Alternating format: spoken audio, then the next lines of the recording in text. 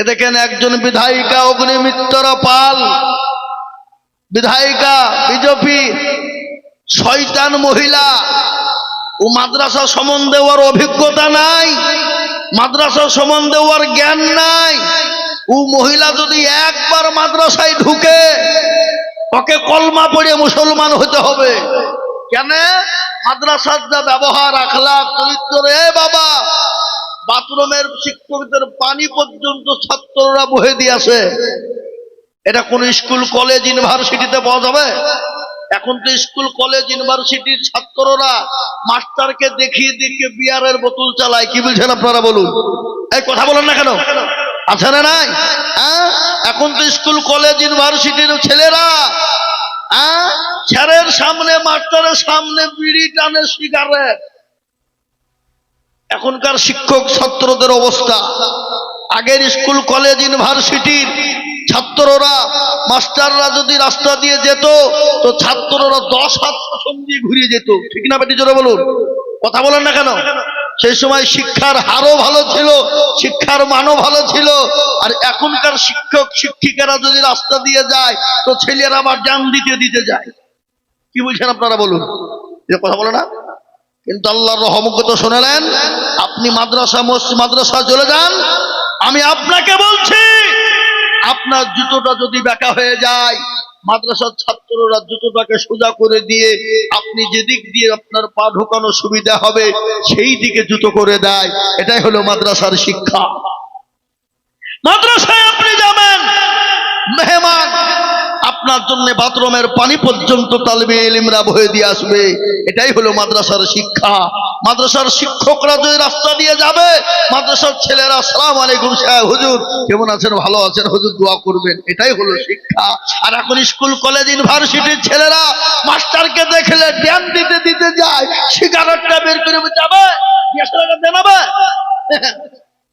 ছাড়ছে দোষ।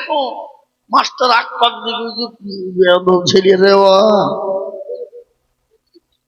আছে না? জোরে বলুন। এটা অগ্নিমিত্রা পাল জানে না মাদ্রাসার আদর্শ, মাদ্রাসার শিক্ষা। এটা অগ্নিমিত্রা পালের মধ্যে নাই। ও যদি অগ্নিমিত্রা পাল যদি জানতো যে মাদ্রাসার আদর্শ, মাদ্রাসার শিক্ষা কাকে বলে, কি জিনিস, তাহলে আজকে বলতো না যে মাদ্রাসায় টেরোরিস্ট তৈরি হয়, ও মাদ্রাসায় সন্ত্রাসী তৈরি হয়। একটা কথা আপনাদেরকে বলি, এই যে কলকাতা আর্যকালে ঘটনাটা ঘটলো, আপনারা বলুন কোন মাদ্রাসার স্টুডেন্ট, কোন মাদ্রাসার ছেলেরা ওই আপনার স্কুলে, ওই আর্যকাল হসপিটালের ওই কি বলেন আজকে আপনার ধর্ষণ করে হত্যা করেছে? ওটা মাদ্রাসার ছেলেরা করেনি, ওটা স্কুল, কলেজ, ইউনিভার্সিটির ছেলেরা করেছে। কি বলছেন আপনারা বলুন? ঠিক বলছে না ভুল বলছি? আজ পর্যন্ত কোনদিন নজির আছে? আমি অন ক্যামেরার সামনে বলছি, কোন মাদ্রাসার তালিবে ইলম, কোন মাদ্রাসার শিক্ষক, কোন মাদ্রাসার আসাতিজা, কোন মাদ্রাসার উস্তাদুল কারিমেরা কোনদিন কাউকে খারাপ শিক্ষা দেয় না, কাউকে মারার শিক্ষা দেয় না। তাদেরকে নবীর আদর্শিত হতে বলে। নবীজি শিক্ষা যেটা দিয়েছে, কি শিক্ষা দিয়েছে? বড়দের সঙ্গে ভালো ব্যবহার করো, কথা বলো, সম্মানের সঙ্গে ছোটদের সাথে স্নেহ করো। এটাই হয়েছে। আজকে স্কুল, কলেজ, ইউনিভার্সিটিতে কত ছেলের লাশ পাওয়া যাচ্ছে, কত ছেলের গর্দানকে ঝুলিয়ে দেওয়া হচ্ছে, কত ছেলে ফাঁসিতে ঝুলিয়ে দেওয়া হচ্ছে। প্রমাণ নিবে আজকে স্কুল, কলেজের, ইউনিভার্সিটির অনেক ছেলেরা, মেয়েরা তারা আপনার খারাপ কাজে লিপ্ত, তার প্রমাণ আমি দিয়ে দেব। আজকে মাদ্রাসার ব্যাপারে ওই অগ্নিমিত্রা পাল জানে না।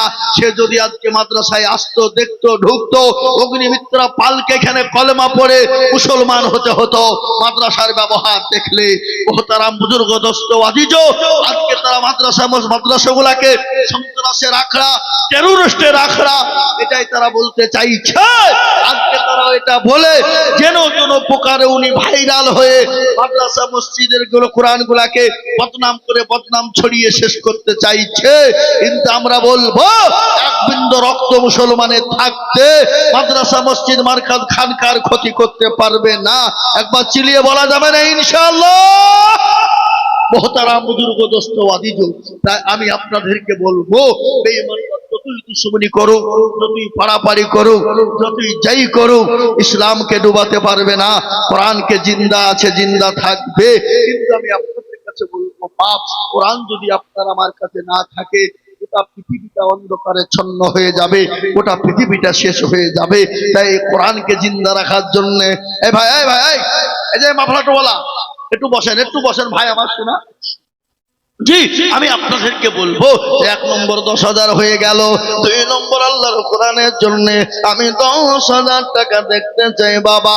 এমন কোন মুসলমান দরদি না এই মজলিসের ভিতরে 2 নম্বরে আল্লাহর কোরআনের মহাব্বতে আমি আপনাদেরকে বলে যাই, এই কোরআন আপনার জন্য দুনিয়াতে সাক্ষী দেবে।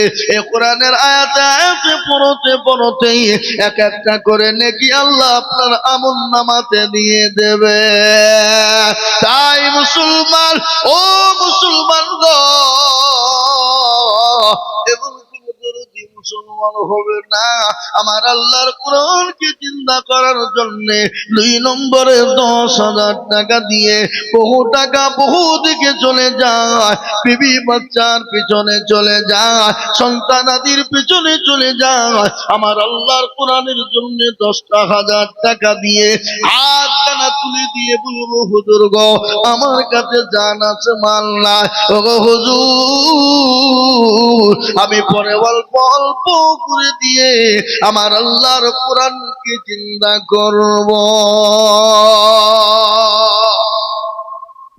নাই, 2 নম্বরে এমন কোন আল্লাহর বান্দার একটা হবে না বাপ, বলে লা ইলাহা ইল্লাল্লাহ, অপর প্রান্তের নাম মুহাম্মদুর রাসূলুল্লাহ।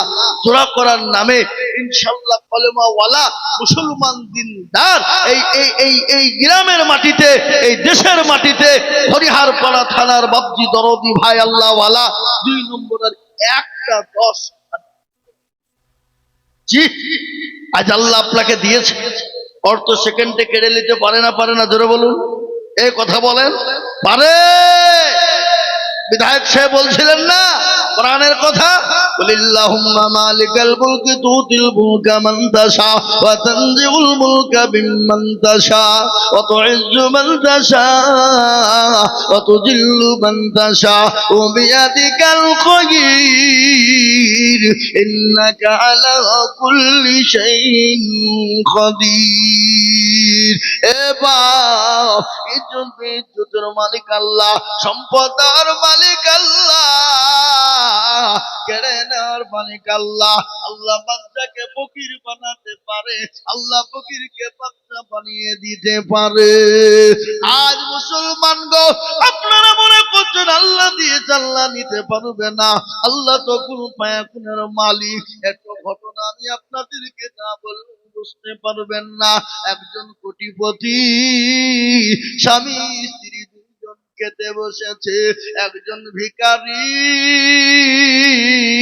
গিয়ে বলে, বাবা, ও আমার মাকে 3 দিন কোনো না খাওয়াই রয়েছি, বড় ক্ষুধার্ত, দুটো খেতে দাও, দুটো ভিক্ষা দাও। কিন্তু ওই বাড়ির মহিলা দৌড়তে দৌড়তে গিয়ে ভিখারিকে খেতে দেয়। খেতে যখন দিল, ভিখারি খাবারটা নিয়ে খেতে বসবে, আর ইতিমধ্যে ওই বাড়ির কোটিপতি যিনি ছিলেন গার্জেন, ফকিরের কাছ থেকে খাবারটা ছিনিয়ে নিলেন, কেড়ে নিলেন, তাকে গলায় ধাক্কা দিয়ে বাড়ি থেকে বের করে দিলেন। বিবিকে বললেন, বিবি, কে তোমাকে অর্ডার দিয়েছে খাবার দিতে? কেন তুমি দিলে? কি কারণে দিলে বলো?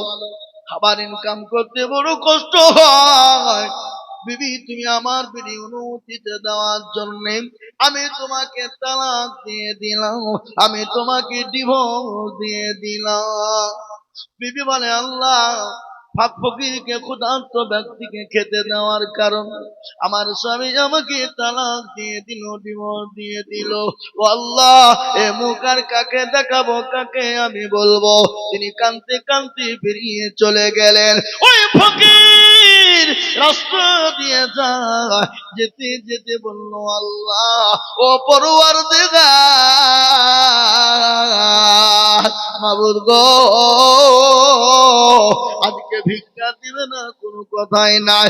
ভিক্ষা যদি না দেয়, কোনো যায় আসে না, কিন্তু আমাকে কেন মারলো, আমাকে কেন গালি দিল, আমাকে কেন বাড়ি থেকে বের করে দিল। আল্লাহর কাছে দোয়া করে দিল, ও আল্লাহ তাকে তুমি ধ্বংস করে দাও, আল্লাহ তাকে তুমি ভিখারি করে দাও। এ মুসলমান, এক দুই করতে করতে এক দুই করতে করতে করতে আল্লাহর কি কুদরত, ওই কোটিপতি কিন্তু ভিখারি হয়ে যায়। আল্লাহর কোরআন বলল, ওয়াম্মাসসাইলা ফালা তানহার, খবরদার তোমার বাড়িতে যদি সাইল ব্যক্তি যায়, কোন ভিখারি ব্যক্তি যায়, কোন ক্ষুধার্ত ব্যক্তি যায়, কোন মানুষ যদি তোমার কাছে হাত পাতে, তোমার সমর্থ অনুযায়ী তুমি ইনশাআল্লাহ তাকে সহযোগিতা করবা, না পারলে তাকে আনন্দ দিয়ে তাকে বাড়ি ফিরিয়ে দিবা। খবরদার তাকে গালি দিবা না, তাকে মারবা না, তোর সঙ্গে খারাপ ব্যবহার করবা না। এক দুই করতে করতে করতে করতে বাবা যখন ভিখারি হয়ে গেল, তিনিও বড় ক্ষুধার্ত ব্যক্তি হয়ে গেলে, কিন্তু যে ফকিরকে আল্লাহ ফকিরকে পাঠিয়েছিল, ওই ফকির কিন্তু কোটিপতি হয়ে যায়। সে ফকির কোটিপতি হয়ে গেল। কিছুদিন পরে ওই ডিভোর্সি ওই যে মেয়েটাকে করেছিল, ওই মেয়েটার সঙ্গে আবার অন্য কোটিপতির বিবাহ। স্বামী স্ত্রী দুইজন বসে আনন্দের সঙ্গে খেতেছে, আর ওই ফকির আমার গিয়ে বলে, কেটো বাবা, আজকে 5 দিনের না খাবো, ক্ষুধার্ত দুটো খেতে দাও। স্বামী বলে, বিবি গো, বাড়িতে ফকির এসেছে, তাকে খাবার নিয়ে গিয়ে দাও। ফকিরকে খাবার দিতে যাবে, কিন্তু দিতে গিয়ে বিবি কিন্তু অজ্ঞান হয়ে যায়। স্বামী দৌড়তে দৌড়তে এসে বিবিকে জড়িয়ে ধরে পানি দিয়ে বলল, ঠান্ডা করে তার জ্ঞানটা ফিরিয়ে আনলো। বলে, বিবি বলো, তোমাকে ফকির কি বলেছে, তোমাকে কি খারাপ গালি দিয়েছে, খারাপ মন্তব্য করেছো? বলে, না না না, তাহলে তুমি অজ্ঞান কেন হয়ে গেলে? বলে, স্বামী গো, আমি অজ্ঞান কেন হয়ে গেলাম জানেননি? ওই যে ফকির আজকে আমার দরে এসেছে, আল্লাহ তাকে কোটি কোটি কোটি টাকার মালিক করেছিল। আমি একদিন ফকিরকে খেতে দেওয়ার কারণে আমাকে সে তালাক দিয়েছিল, ডিভোর্স দিয়েছিল। আজকে আল্লাহ তাকে ভিখারি বানিয়ে দিয়েছে, এই জন্য আমি দেখি বড় অজ্ঞান হয়ে গেছি। সেই সময় বিবিকে ডাক দিয়ে বলে, বিবি রে, তাহলে তুমি ঘটনাটা তুমি শোনো। যেদিন ওই ভিখারি ফকিরকে তাড়িয়ে দেওয়া হয়েছিল, গলায় ধাক্কা দিয়েছিল, যার জন্য তোমাকে তালাক দিয়েছিল, সেই দিন আমি ছিলাম ভিখারি। আল্লাহ তোমাকে কোটিপতি বানিয়ে দিয়েছে, আল্লাহ তাকে আর ভিখারি বানিয়েছে। তাই তো কবি বলেছে, নদীর কুল ভাঙে ও কুল গড়ে, এই তো নদীর খেলা। সকালবেলা বাদশারে তুই ফকির সন্ধ্যাবেলা। এ হরিয়ার পাড়া মুসলমান, আজকে মনে মনে করছেন দিনে কমে যাবে, না রে বাবা না, দিলে ফুরিয়ে যাবে, না রে বাবা না, দিলে ফুরিয়ে যাবে না, কমে যাবে না। আল্লাহ রাস্তায় দিব, আল্লাহ বাড়িয়ে দিবে। আল্লাহর ঘরের, আল্লাহর নবীর কোরআনের, আল্লাহর কোরআনের জন্য, এ কোরআনকে টিকিয়ে রাখার জন্য এতগুলা মানুষের ভিতরে এমন কোন মুসলমান প্রেমিক আল্লাহর না, আল্লাহর নবীর পেয়ারা উম্মত হবে না। অনেকের জন্য দুঃখিনী মা কবরে শুয়ে আছে, মা বাপের নামে মা বাপ অসুস্থ হয়ে আছে, আল্লাহর বান্দা মাত্র 10,000 টাকা।